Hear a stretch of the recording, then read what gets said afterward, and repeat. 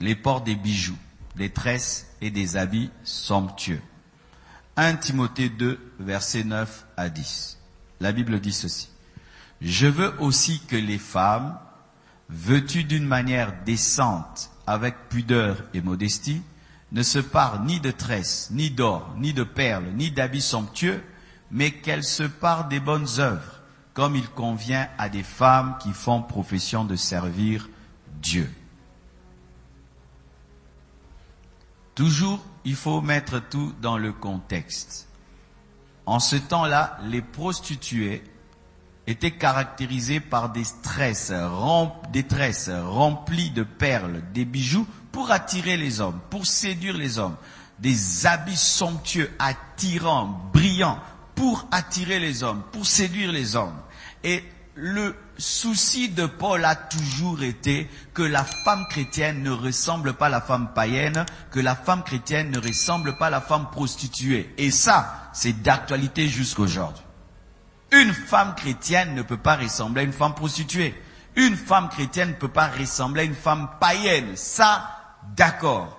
Mais maintenant, dans la manière d'appliquer le verset, nous devons l'amener en notre temps. Parce qu'il y a des choses qui se pratiquent en ce temps-là qui ne se pratiquent plus. En ce temps-là, les femmes avaient des longues tresses et il y avait beaucoup de perles dans ces tresses. Est-ce qu'aujourd'hui, c'est même à la mode? Faire des tresses avec des perles dedans? Est-ce que même les femmes portent encore beaucoup de perles? Ce n'est plus à la mode, c'était en leur temps. Mais qu'est-ce que nous devons en tirer? Dieu n'est pas contre les bijoux. Sinon, n'allez pas envoyer Israël vers les Égyptiens prendre leurs bijoux. Parce que c'est avec des bijoux qu'on a construit l'arche. Vous savez ça? Moïse n'est pas venu avec des coffres forts de la montagne. C'était les bijoux de l'Égypte. Et de deux, Jésus lui-même viendra avec une ceinture en or. Vrai ou faux? Lorsque Joseph est devenu ministre en Égypte, on lui a donné quoi? Une bague. Dieu n'est pas contre les bijoux. Dieu n'est pas contre les perles. Dieu n'est pas contre les habits somptueux. Sinon même l'alliance, il ne faut pas porter. C'est un bijou, c'est en or. C'est en or. C'est pourquoi même il y a dans certaines doctrines, on ne porte même pas l'alliance les jours du mariage parce qu'ils disent qu'il ne faut pas porter de bijoux. Mais là, j'ai porté un bijou, c'est un bijou, même si c'est un bijou. Mais une montre qui coûte cher, c'est pas un bijou. Parce que la montre, il faut seulement il a que ça R, vrai ou faux? S'il faut dire montre, c'est l'heure, n'est-ce pas? Mais quand maintenant une montre coûte $1000, c'est pas un bijou. Mais oui, parce que si une montre ne doit être qu'une montre, il faudrait même avoir des montres de $10. L'essentiel que ça montre l'heure. Mais quand maintenant il y a de la valeur derrière, et tu dis que ça, j'ai investi de l'argent pour vendre demain. Tu achètes une montre Rolex, c'est un bijou, ce n'est plus une montre. Tous les hommes qui ont des Rolex ont des bijoux. Alors Dieu n'est pas contre les bijoux, Dieu n'est pas contre les perles, Dieu n'est pas contre les habits somptueux, Dieu n'est pas contre les tresses. Mais il ne veut pas que les femmes chrétiennes en fassent leur force.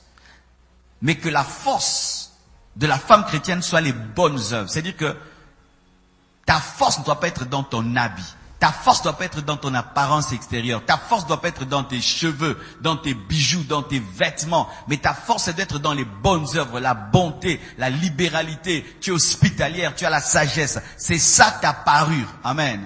Mais quand une femme chrétienne, sa seule beauté, ce sont ses vêtements, ce sont ses cheveux, là tu n'es pas biblique. Ah oui. Là tu n'es pas biblique parce que la parure d'une chrétienne, ce ne sont pas ses vêtements. Alors ces femmes qui, quand elle n'est pas bien habillée, elle ne vient pas à l'église. Ah oui, ça, ce verset-là te touche.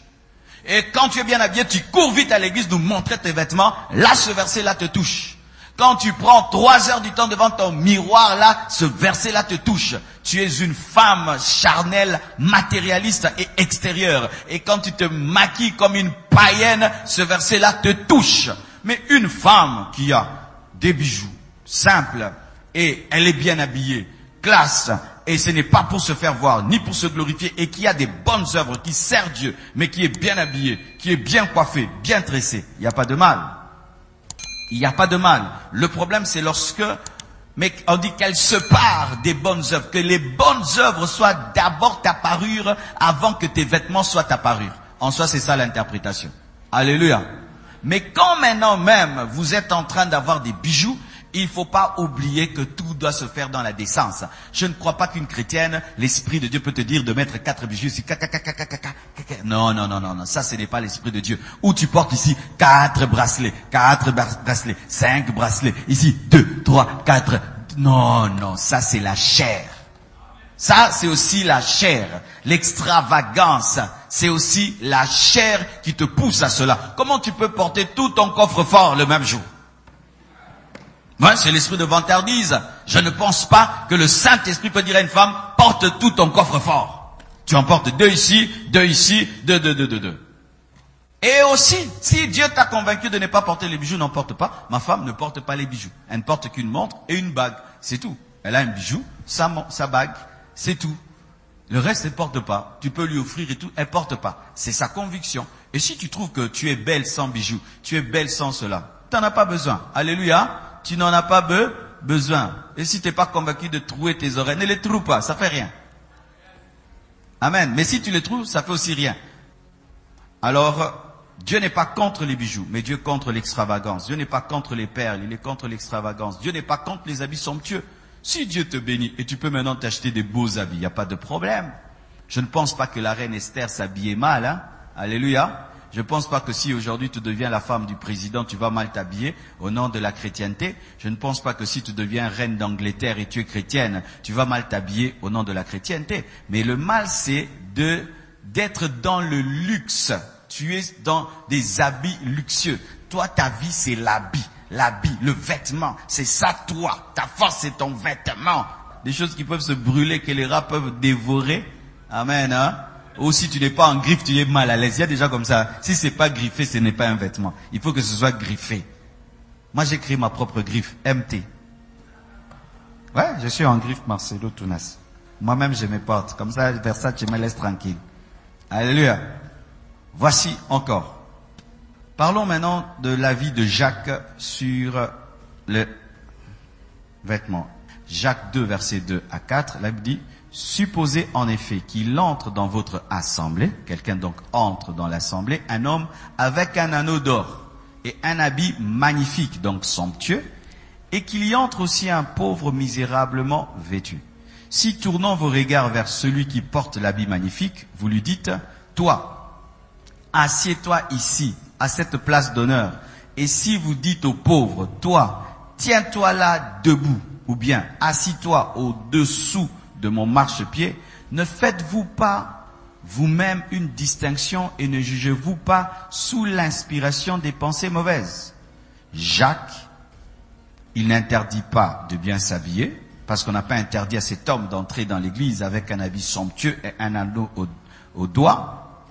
Mais il interdit de mépriser le pauvre en faveur du riche et de juger les hommes sur base de leur apparence. Mais Jacques conçoit que quelqu'un peut venir à l'église avec un habit somptueux, avec un habit, avec un anneau, selon son rang, parce que nous nous habillons aussi selon notre rang. Amen, hein?